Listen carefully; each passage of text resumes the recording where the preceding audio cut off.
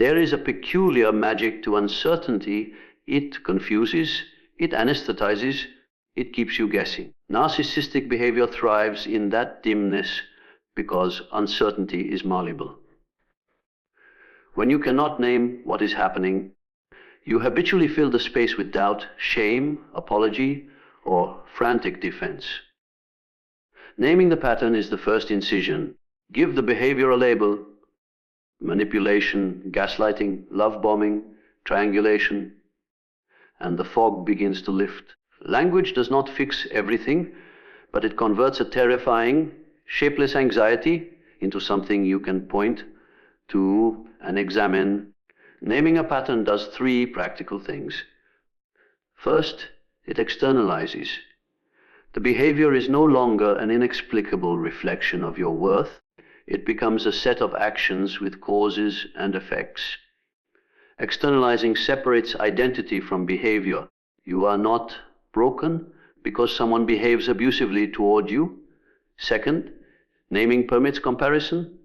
Once labeled, behaviors can be compared to known dynamics in books, support groups, or therapy conversations.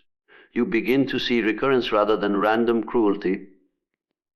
Third, naming creates a practice. Once you have words, you can rehearse responses rather than react blindly. Naming is also an exercise in reclaiming your epistemic authority.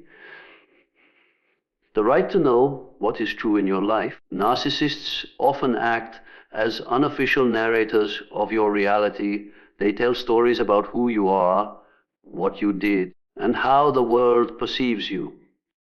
When you name the pattern, you assert that you, too, have a voice in the narrative. You do not need to be persuaded by their version, because naming shows you the mechanics they use to persuade. It's a subtle reorientation from absorbing an interpretation to analyzing a technique. Practical naming begins with vocabulary. You don't need clinical precision. Everyday language is sufficient. Keep a short list of terms and what they mean to you. For instance, gaslighting, denying things that happen to make me doubt my memory, or triangulation, pitting others against me to gain control. When you catch yourself hesitating to name the action, pause and reach for the term. Write it down in a journal, tell a trusted friend, or say it aloud in a safe space. Repetition matters. The more you use the words, the less they will bounce off the bewilderment that once protected the manipulative behavior. Context matters. A single misstep is not automatically a pattern. Naming requires seeing repetition across time and situations. Make a habit of looking for sequences. Is the person affectionate after a criticism? Do small slights escalate into moral condemnation? Patterns often appear in cycles rather than isolated incidents. Chart them without drama. Dates, short notes, and a one-line description often suffice. Over weeks, a mosaic will form, and the pattern will become clearer and harder to rationalize away. There's a moral clarity in naming, too. It prevents the moral confusion that many survivors of manipulation experience, where blame is diffuse and guilt elastic. Names are anchors. They let morality be about behavior rather than character assassination.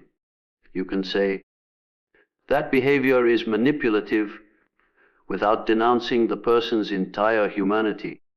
That distinction preserves compassion when appropriate and prevents compassion from becoming an excuse for abuse. It allows accountability to be behavior, focused and restorative where possible, rather than a diffuse condemnation that entangles you in endless self-questioning. Naming the pattern also has social power. When you can describe what you've experienced to others, you invite validation and reduce isolation. People coached to deny their experiences often feel uniquely alone. Precise language allows community to recognize the situation and respond concretely. Support groups, books, and educational resources expand vocabulary and provide cultural scripts for what once felt unspeakable. Once a vocabulary circulates in your circle, it becomes easier for others to identify the same dynamics and to respond with practical help rather than platitudes.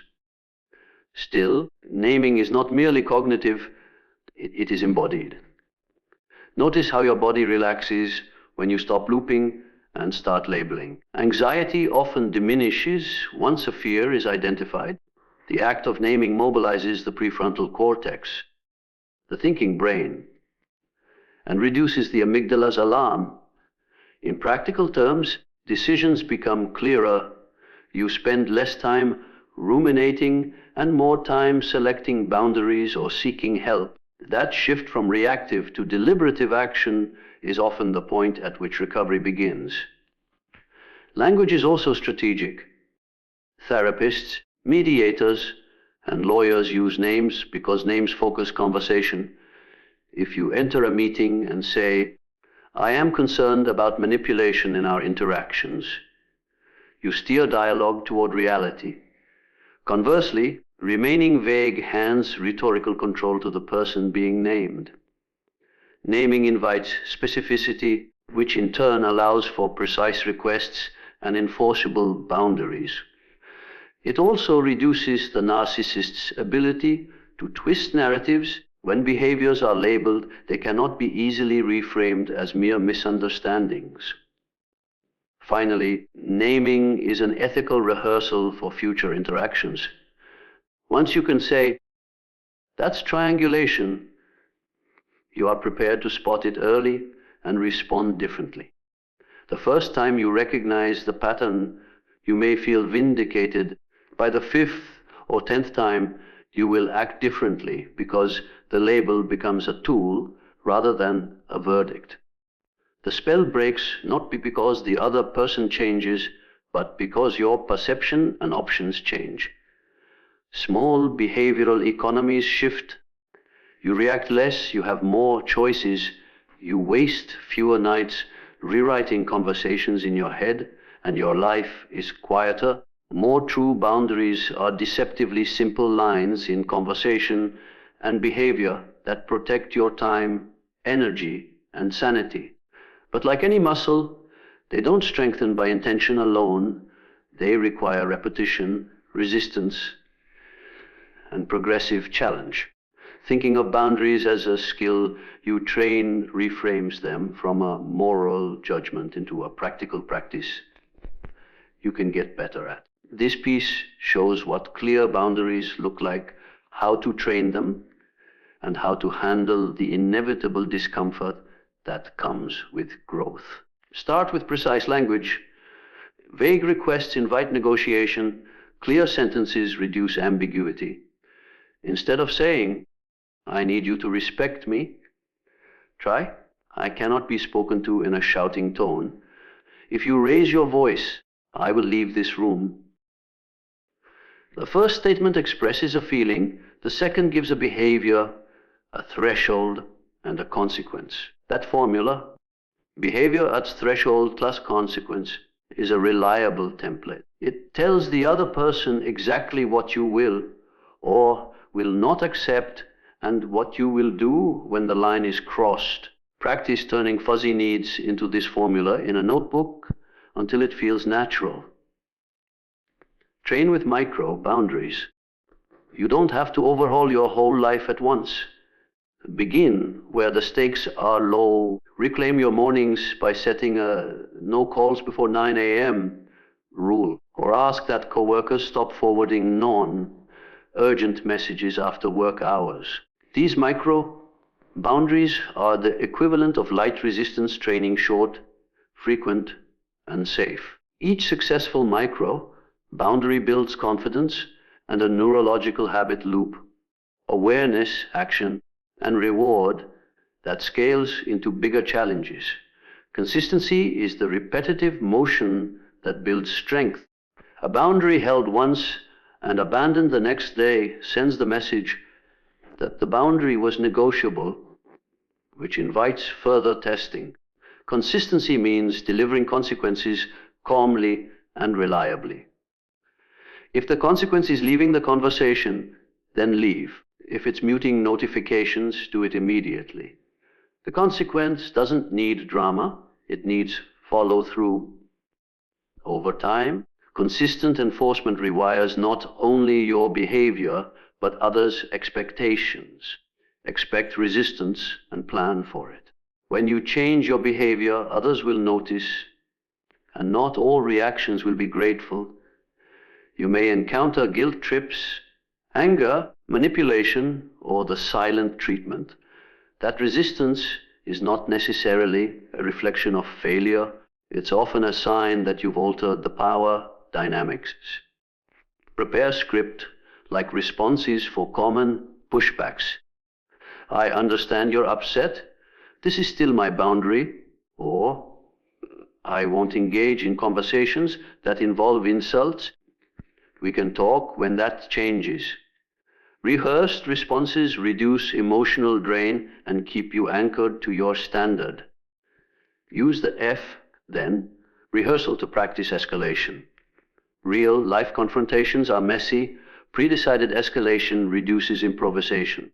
For example, if you interrupt me, then I will wait until you finish. If it continues, then I will end the call. Mapping escalation steps ahead of time helps you stay non-reactive and clear. It also keeps consequences proportional and predictable, which makes you more credible. Make boundaries visible and shared when appropriate. In families, relationships, or teams, transparency prevents misunderstandings. A simple household rule posted on the fridge, no unexpected guests after 10 p.m., or a shared calendar block labeled focus time, communicates expectations without repeated negotiation. In workplaces, written norms like response time expectations protect everyone's capacity. Publicizing boundaries normalizes them and reduces the emotional labor of enforcing them privately. Anchor boundaries to values, they're not punishments. The point isn't to control others, it's to preserve conditions that allow you to function according to your priorities. Link a boundary to a value when you explain it. I need uninterrupted evenings because I recharge. Please respect my no work policy after 8 p.m. Framing in value language helps others see the boundary as part of your integrity, not a personal attack. It also helps you internalize the boundary as self-care rather than punishment. Learn to differentiate flexible from non-negotiable boundaries. Some limits are strict: physical safety, emotional abuse, illegal behavior, while others depend on context, like social preferences or scheduling. Label them in your mind. Essential lines versus negotiable preferences. This mental sorting prevents you from exhausting yourself enforcing every minor discomfort and preserves your energy for the boundaries that truly matter. Practice humility and correction. Boundaries aren't perfect the first time. You may respond too harshly or too weakly. When you miss the mark, correct with clarity. Oh, I overreacted earlier. My boundary is still that I won't be yelled at. Next time I'll step away sooner. Owning mistakes models the very integrity you want others to respect and keeps the practice rooted in growth rather than rigid pride. Finally, cultivate a recovery routine. Setting and holding boundaries increases pressure. It can trigger old anxiety or loneliness. After enforcing a hard boundary, do something that replenishes you. Call a supportive friend, take a walk, or journal. These recovery rituals are the cool downs after resistance training. They prevent burnout and consolidate the gains you've made. When narratives bend and memories are questioned, documentation becomes a lifeline. To document is not an act of paranoia, it is an act of preservation. Records translate fleeting moments into durable evidence, and that durability changes how you think about a situation and how others can respond to it. Documenting is practical, strategic, and ultimately liberating. It turns fog into a ledger you can consult when doubt or manipulation tries to rewrite history. Begin with what's immediate and simple timestamps.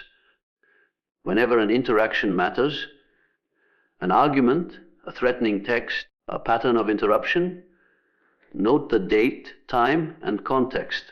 A brief line in a notebook or a secure note app is often enough. Who said what, where you were, who else was present, and the emotional impact it had. These entries are not meant to be literary, they are forensic. Short, factual phrases reduce the chance your notes will be dismissed as embellished recollection and make it easier later to pull together a coherent chronology. Prioritize the durable formats. Screenshots of messages, voicemails saved as files, emails stored in a dedicated folder. These are the kinds of artifacts that hold up best if you need to show them to a counselor, lawyer, or mediator. Digital files should be backed up in at least 2 places, a local encrypted drive and a cloud service with strong security. For physical documents, receipts, printed messages, letters, use a folder labeled with dates and a brief description. The goal is accessibility under stress.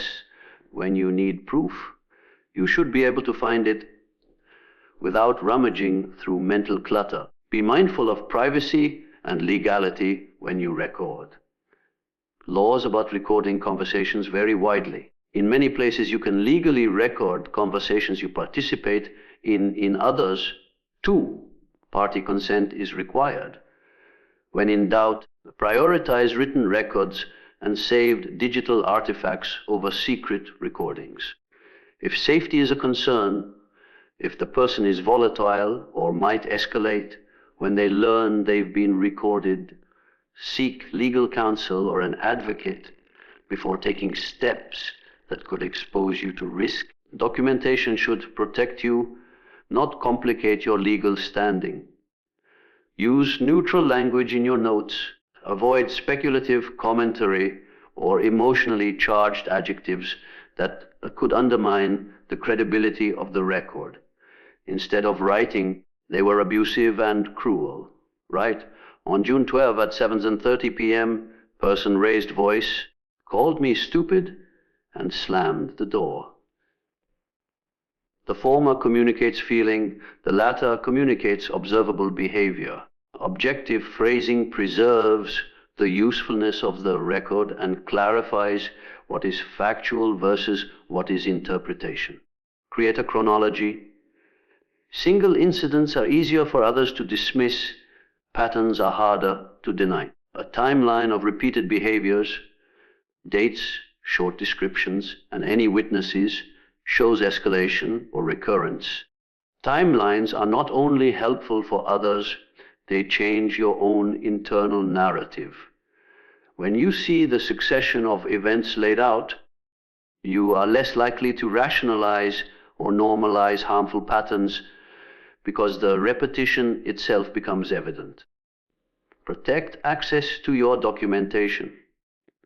If you live with the person you're documenting, make sure your records are stored where they cannot be easily found or deleted. Use password protection for digital files and consider an encrypted folder for sensitive material. If the situation may require legal action, maintain an off-site backup, an email to yourself with attachments, a trusted friend holding a copy, or a cloud storage account only you can access. Security practices aren't about secrecy for its own sake. They're about ensuring the integrity of the evidence. Think ahead about what you might need if the situation escalates. A safety binder can include identification documents, copies of leases or mortgages, insurance information, important phone numbers, recent financial statements, and a brief chronology of concerning incidents. Keep one copy somewhere outside the home, at a friend's house, in a locked vehicle, or in secure cloud storage, so you can access it quickly. Preparation reduces the improvisation that often creates additional risk during crisis. Document witnesses and third-party interactions. If mutual friends, neighbors, or co-workers have observed a problematic behavior, ask if they are willing to note what they saw and when. Even casual observers can be powerful corroborators. If you communicate concerns to HR, a landlord, or a therapist, preserve copies of written complaints and any responses.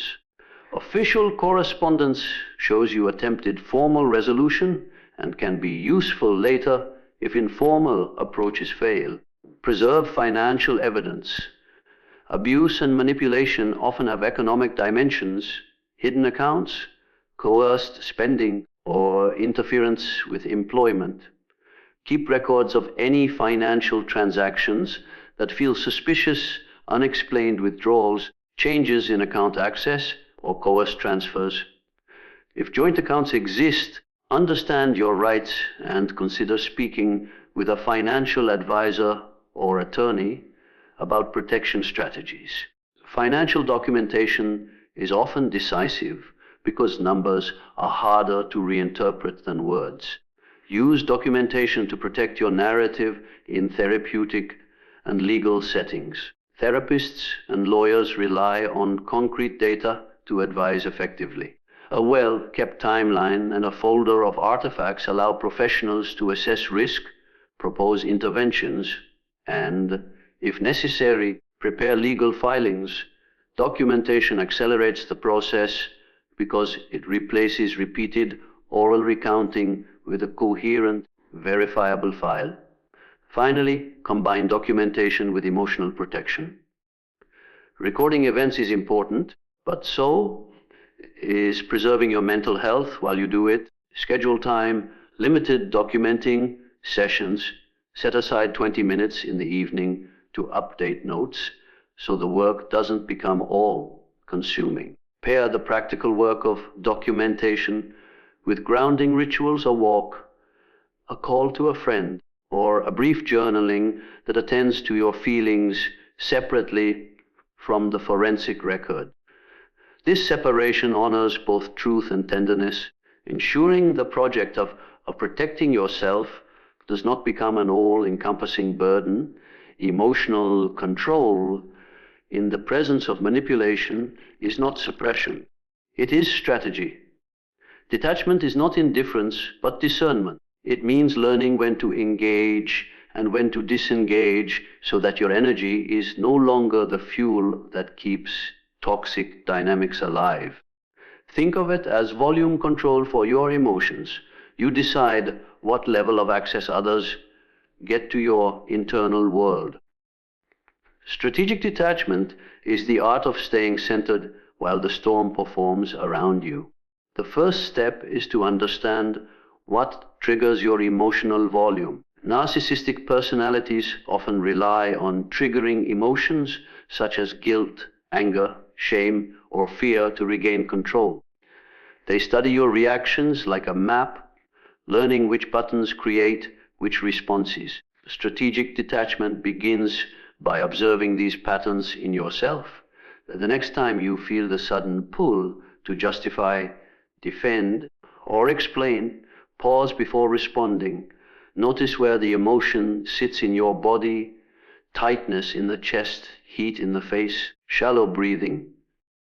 Instead of reacting outward, bring attention inward. This small pause begins to reclaim the power that was taken through emotional manipulation. Imagine emotional energy as currency. Every reaction, especially defensive or angry, pays the narcissist in attention, validation, and control. Strategic detachment teaches you to spend that currency wisely. When someone provokes you, silence becomes more valuable than reaction. Neutral responses such as, "I see," "that's your opinion," Or, I'll think about that, end the transaction without giving them what they crave. Your heightened emotion. Each neutral moment weakens their emotional economy. Detachment also involves shifting perspective from emotional content to observable pattern. Instead of thinking, they're attacking me, try, this is a pattern of provocation followed by blame.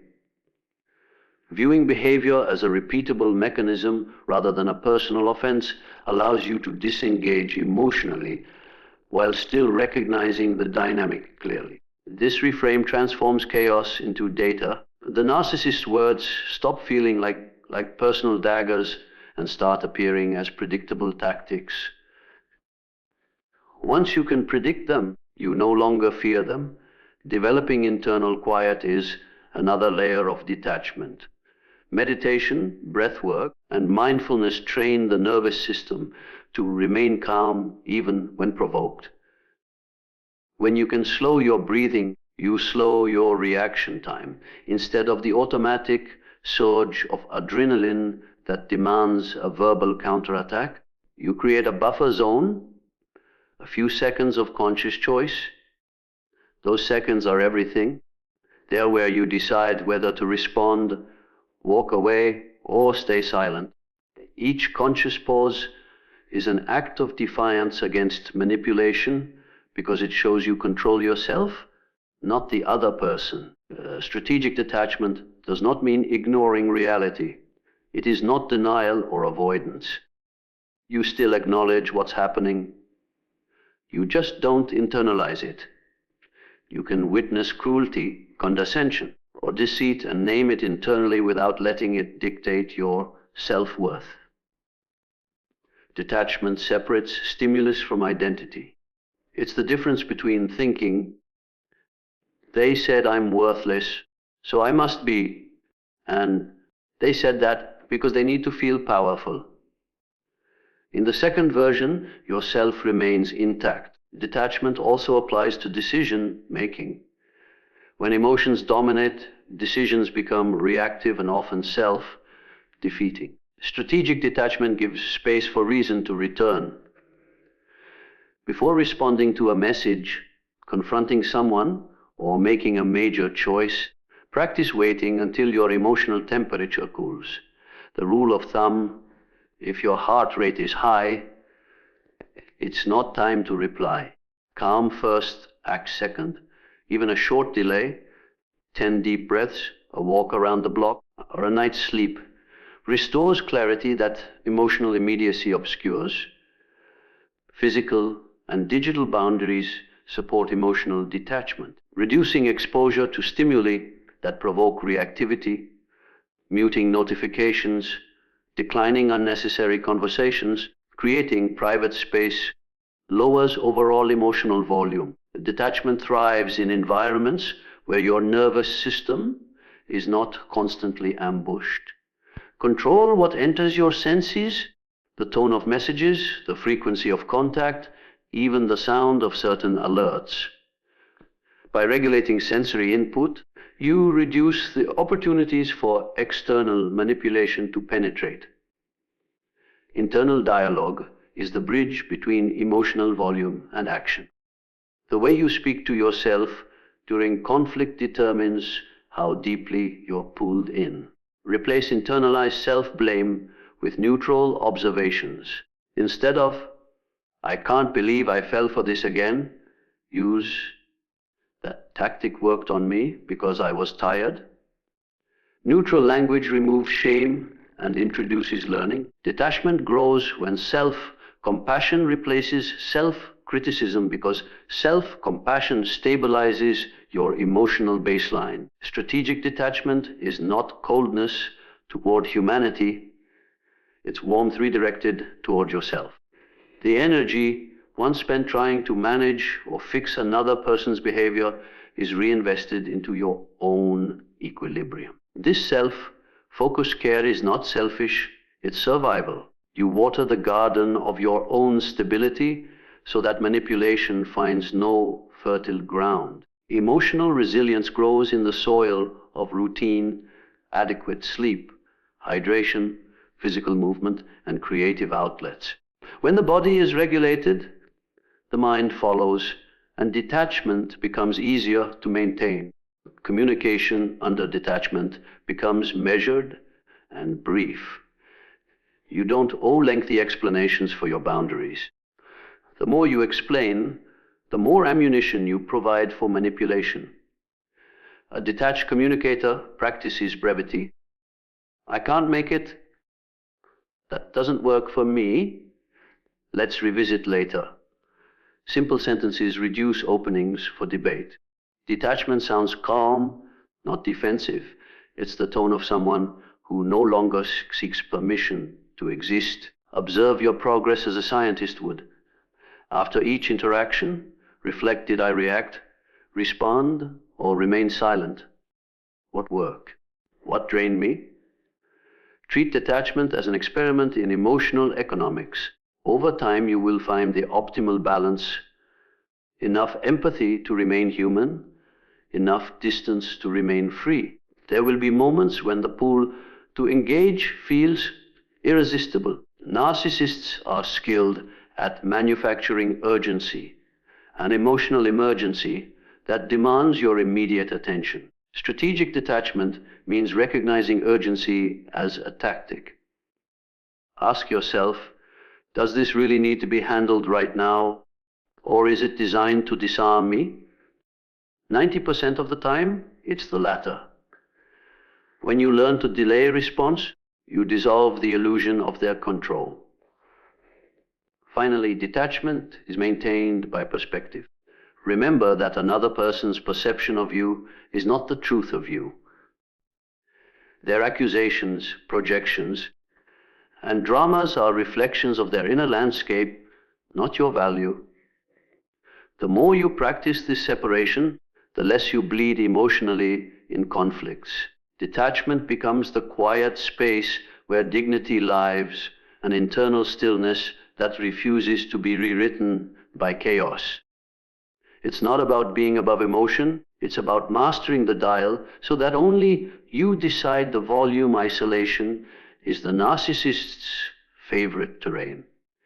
When you are alone, your perception becomes easier to shape, your confidence easier to fracture, and your truth easier to deny. Building a witness network is not just about surrounding yourself with people. It is about reintroducing external mirrors that reflect reality back to you when manipulation has warped your sense of what is real. You need witnesses not to fight your battles for you, but to remind you that you are not imagining what you feel. A witness network begins with choosing people who value truth over drama. They may not need to understand every psychological term, but they must be grounded, consistent, and willing to listen without judgment. Look for those who do not feed chaos, who keep confidences, and who believe in accountability. These might include longtime friends, family members, colleagues, or community figures who have demonstrated steadiness in past conflicts. The essential trait is integrity, someone who doesn't shift sides based on convenience or charm. Start with one person. A single witness can begin to fracture the isolation. Tell them only what you're ready to share. Describe patterns, not just single events. When I say no, they accuse me of being selfish, or after every argument, they rewrite what was said. Patterns invite understanding. Isolated incidents often sound like misunderstandings. By naming patterns, you help your witness see the larger dynamic instead of reacting to individual flare-ups. Over time, their consistent feedback becomes a stabilizing compass when gaslighting has made you question your own judgment. Diversity in your witness network strengthens it. Emotional support from a friend offers comfort. Practical guidance from a therapist or coach offers tools. Legal or workplace allies offer protection. A network is strongest when it includes multiple vantage points, emotional, professional, spiritual, and logistical. Each type of witness plays a distinct role. The friend helps you remember who you were before the chaos. The therapist helps decode the psychological patterns. The lawyer or HR representative ensures your rights are upheld. The mentor or faith leader helps you anchor your experience within a larger moral framework. Documented witnesses matter too. When conflicts spill into workplaces, communities, or legal systems, written statements or corroborating records from others can be decisive. A witness who emails you a confirmation of what they observed. I saw them raise their voice during the meeting, or I remember you saying no to that request, creates tangible proof that reality is shared.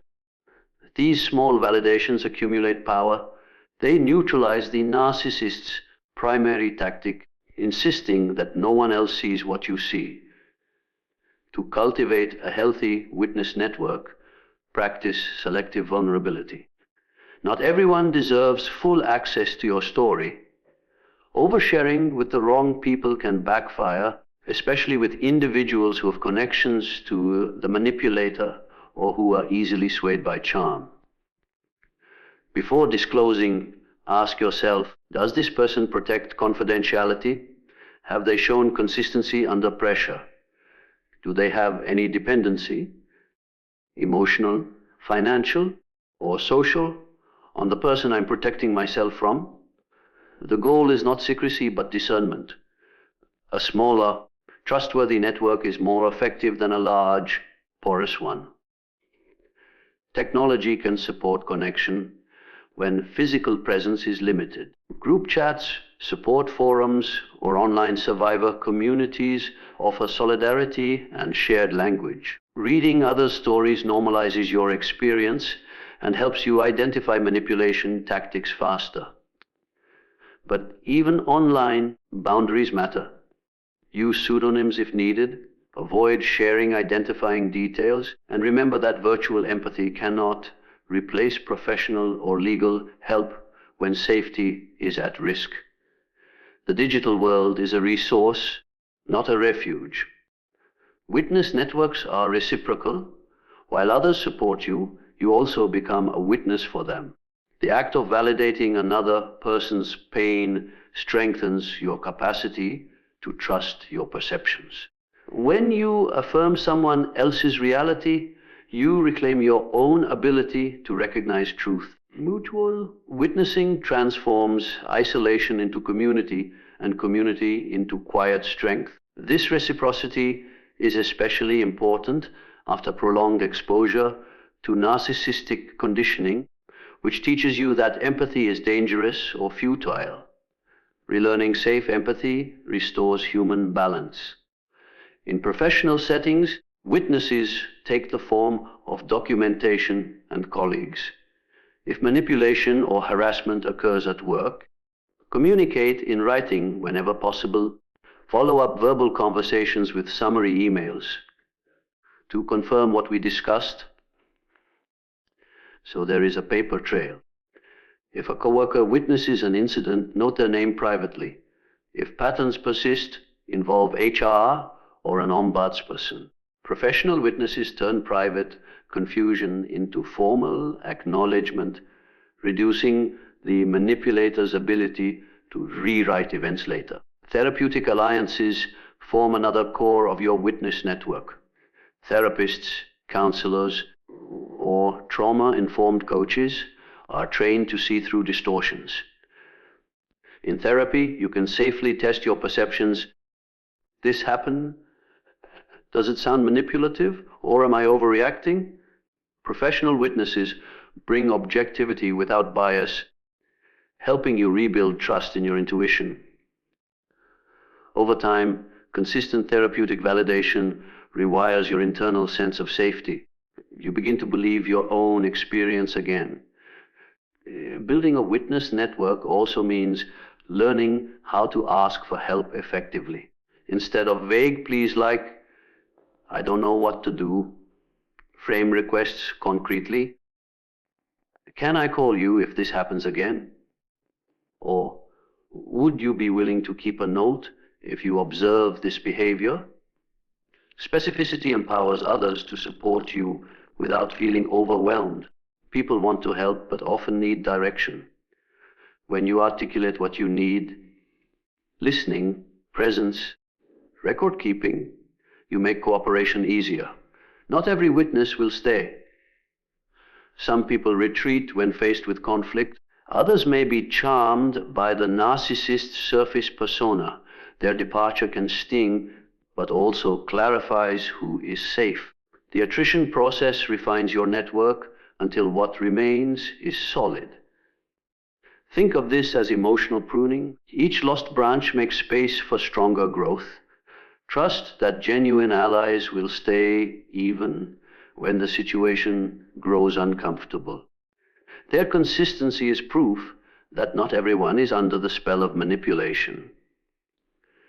Physical community matters as much as emotional support. Join spaces where control and pretense are minimal, volunteer groups, creative classes, or fitness communities. These environments reintroduce normal relational rhythms, mutual respect, shared goals, small kindnesses. They remind you that healthy connection exists outside the distorted world of the narcissist. Over time, this social calibration helps you spot red flags earlier and trust healthy people again. Witnessing can also happen quietly, without words. Someone who checks in regularly, who notices changes in your tone, or who respects your boundaries becomes part of your safety net. You do not need to explain everything to be seen.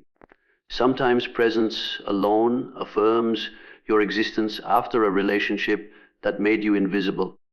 These subtle witnesses, friends who text, thinking of you, or colleagues who say, take your time, restore your sense of belonging.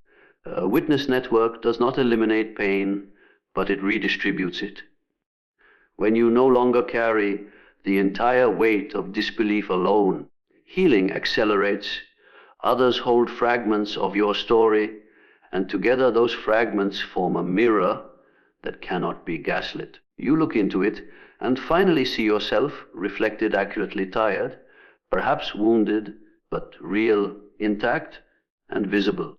This collective reflection is the antidote to erasure. It whispers what manipulation tried to silence. You were right to feel what you felt. You were right to see what you saw, and you were never as alone as they made you believe. Reaching out for help is not weakness, it is strategy.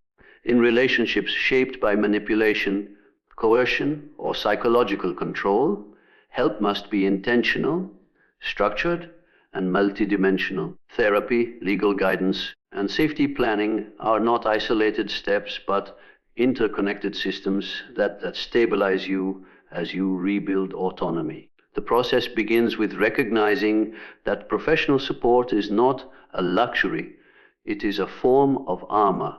Therapy is the first layer of protection for the mind. Long-term exposure to narcissistic dynamics corrodes self-trust. Gaslighting makes you doubt your memory, your perceptions, even your emotions. A trained therapist, particularly one who understands trauma, abuse cycles, or personality disorders, becomes a neutral witness who helps you sort fact from distortion. They mirror reality back to you without judgment, helping you reconstruct a coherent story after months or years of confusion.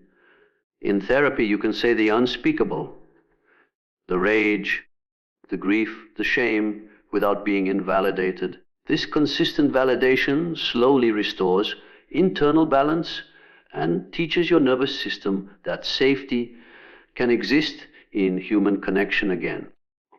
Selecting the right therapist requires discernment.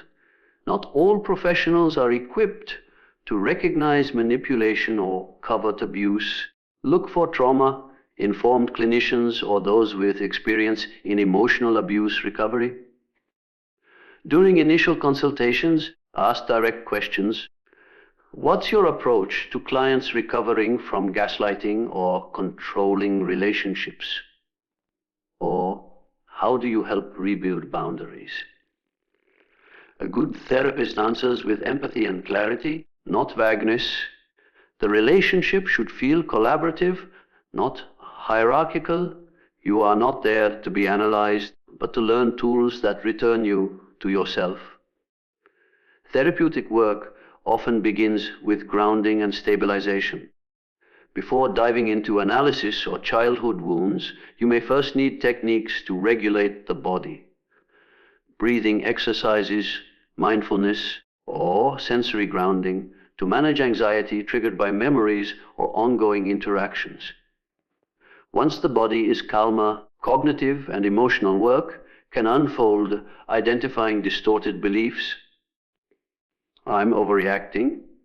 It's my fault. Understanding trauma bonding and learning assertive communication. Over time, therapy reframes self-protection from selfishness into necessity. Parallel to emotional safety is legal safety. While therapy addresses the internal world, legal advice protects the external one.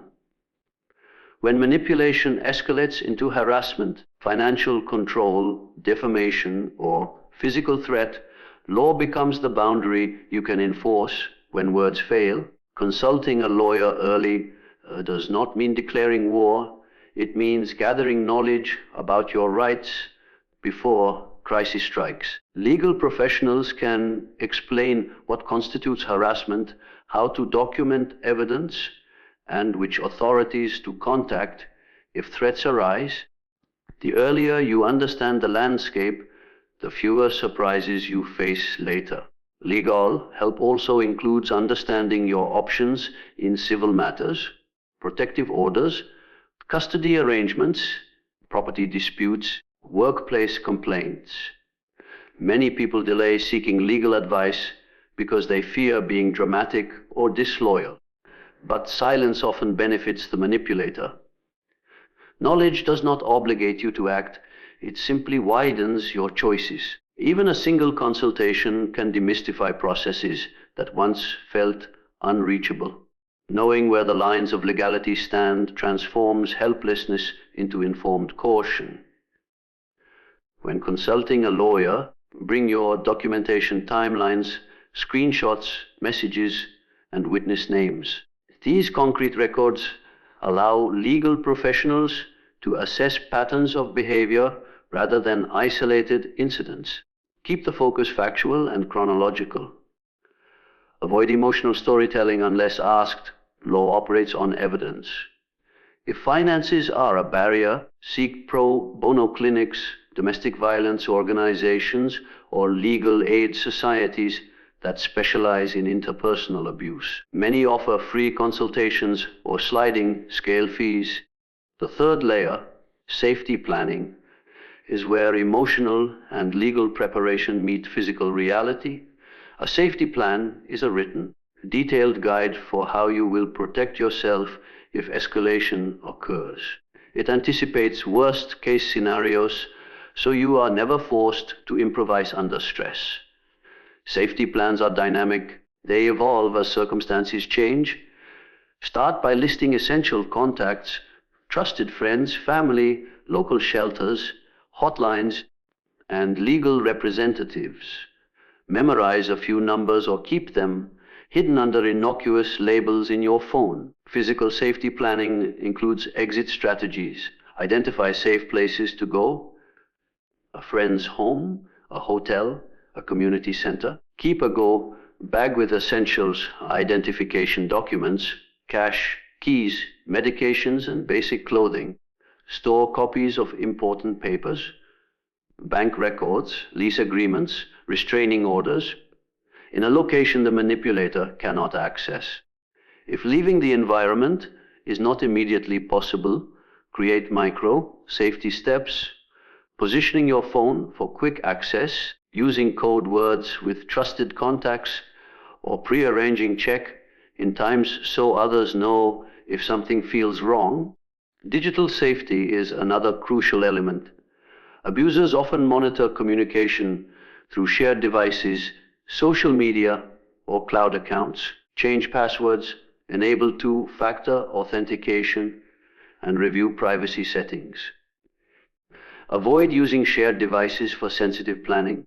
If possible, use public computers or new accounts for critical correspondence. Clear browsing history and log out of accounts after use. Digital hygiene protects not just privacy but psychological stability. You function better when you know your information is secure. Safety planning is not limited to emergencies, it also addresses everyday exposure. Determine which interactions can be minimized or delegated. If you share children or workplaces, structure communication through written formats such as email, which leaves an evidence trail. Avoid spontaneous contact where emotional manipulation thrives. In legal contexts, these written exchanges can demonstrate patterns of intimidation or non-compliance. Support organizations extend the network of professional help. Domestic violence hotlines, trauma recovery programs, and survivor groups offer guidance tailored to your specific situation. Many organizations collaborate with legal and therapeutic professionals, providing a unified safety web. Engaging with them connects you to people who understand the terrain intimately. They can help with relocation, counseling, emergency funding, and emotional debriefing after crises. Financial preparation is another aspect of safety planning often overlooked. Manipulators may restrict access to money or sabotage employment. Begin setting aside small, consistent funds under your control. Open a private bank account or store cash in a safe location. Consult financial advisors who specialize in abuse recovery if available. Economic independence translates directly into freedom of movement, and even modest savings can become a lifeline during transition periods. Throughout this process, confidentiality is key. When seeking therapy or legal counsel, clarify privacy policies. Ask how records are stored and who has access.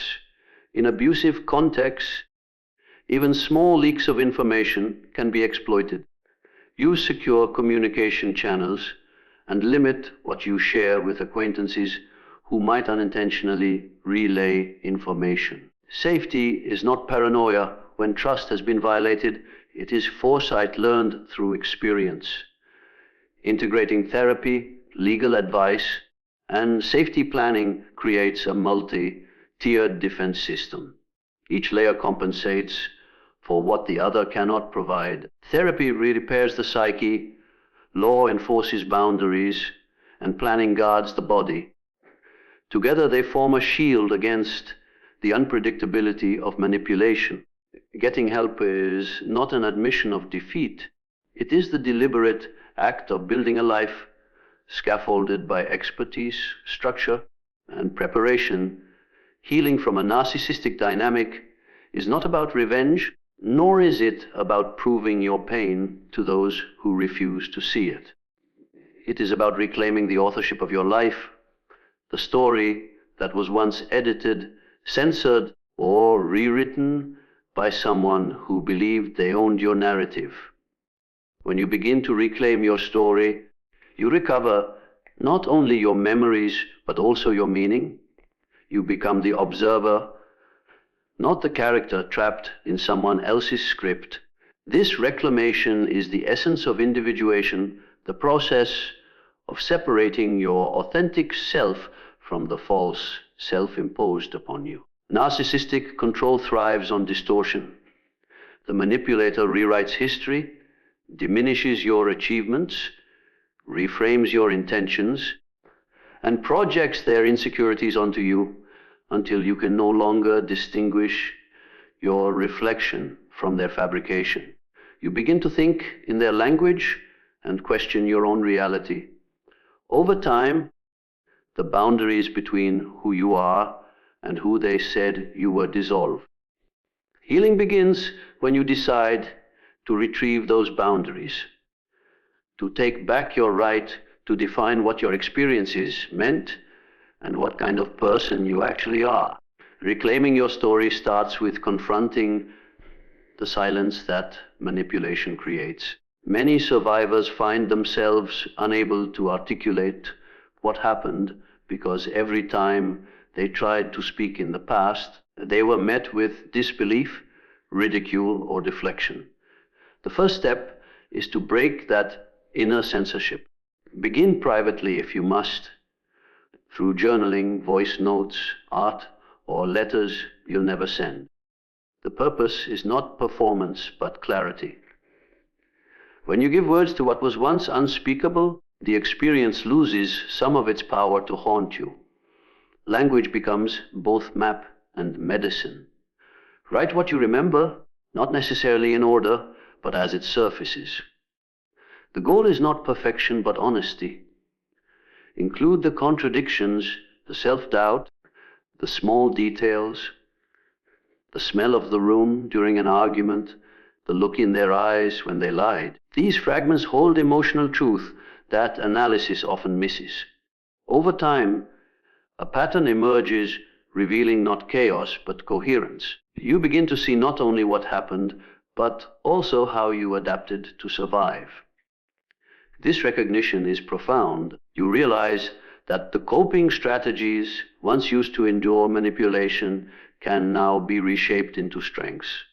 Empathy, awareness, resilience. In reclaiming your story, it's essential to understand that truth and blame are not the same. The point is not to create a villain's biography, but to reclaim perspective. You may never receive validation from the person who harmed you. Closure rarely arrives from their confession. It comes from your capacity to integrate the experience into your larger self-concept. What they did is a chapter, not the book. The real story is how you found the courage to see through illusion, endure the unraveling, and begin again. Therapeutic guidance can deepen this process.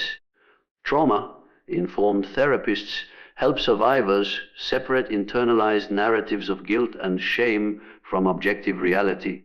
Through reflection and dialogue, they help you recognize what parts of your story are authentically yours and which parts were implanted through manipulation. This psychological disentanglement is the foundation of individuation, the emergence of an autonomous self that can stand apart from the psychic gravity of the narcissist. Individuation is not about isolation, it is about integration.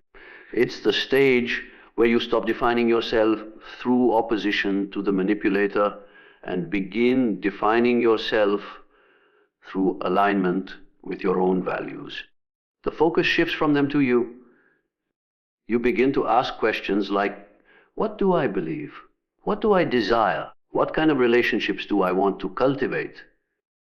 These questions, once silenced by fear or dependency, become instruments of self-discovery.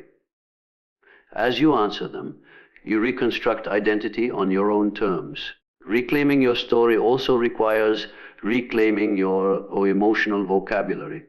Under narcissistic influence, feelings are often policed. You were told which emotions were acceptable and which were punishable. Anger was labeled disrespect, sadness was weakness, and joy that didn't center them was betrayal. Healing restores permission to feel fully, to let anger surface as information, grief as cleansing, and joy as sovereignty. Each emotion becomes a messenger carrying a piece of your truth back home. Artistic expression can assist this phase of recovery. Painting, music, poetry, or movement bypass the analytical mind and engage the subconscious, where unspoken parts of the story still reside. Creative acts are not about producing beauty, but about translating inner complexity into form. Through creation, the unsaid finds language beyond words, and suppressed emotion transforms into visible proof of endurance. What was once chaos becomes composition. The social dimension of reclaiming your story involves witness and recognition. Sharing your experiences with trusted people, therapists, support groups, or empathetic friends anchors your truth in communal validation. Being heard without contradiction or skepticism rewires the brain's expectations of human connection. Where manipulation taught you that vulnerability equals danger, healthy witnessing teaches that vulnerability can coexist with safety. Each time you tell your story and are met with respect instead of dismissal, you reclaim a fragment of faith in humanity. Memory reconstruction can be painful, especially when you see how deeply your sense of self was shaped by someone else's projections. But the pain of awareness is cleaner than the pain of confusion. In clarity, you stop fighting invisible enemies. You start understanding visible dynamics. Reclaiming your story allows you to reinterpret the past not as wasted time, but as data, evidence of growth, of lessons written in emotional ink. You begin to see that survival was not mere endurance, but an act of defiance. As individuation progresses, external validation loses its primacy. You no longer need the manipulator to admit guilt or outsiders to declare you innocent. Your authority becomes internal. You know what happened because you lived it, and that lived truth becomes enough. Self-trust, once shattered, begins to regenerate through repeated acts of listening to your own intuition. The voice that was silenced returns stronger, quieter, and more precise. Healing through individuation transforms the meaning of the story itself. What began as a narrative of loss evolves into a narrative of becoming. The same experiences that once symbolized defeat now illustrate awakening. Individuation teaches that freedom is not about erasing the past, but absorbing it without being defined by it. When you own your story, you turn trauma into testimony, confusion into comprehension, and dependency into authorship. You step out of the role of the wounded and into the role of the witness, seeing yourself, finally, not as what was broken, but as what remained unbroken throughout